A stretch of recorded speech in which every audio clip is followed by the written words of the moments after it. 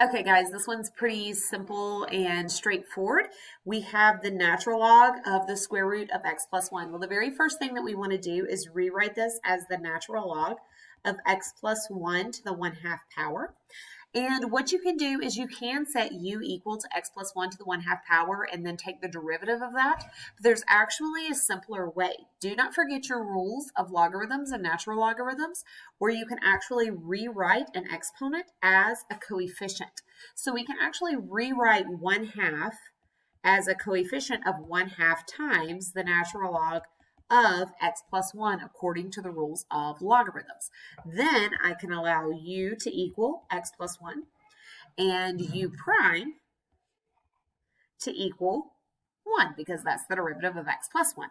So when I simplify this, I get 1/2 times u prime over u, which would be 1 over x plus 1, and that simplifies to be 1 over 2 times x plus 1, and that's your answer.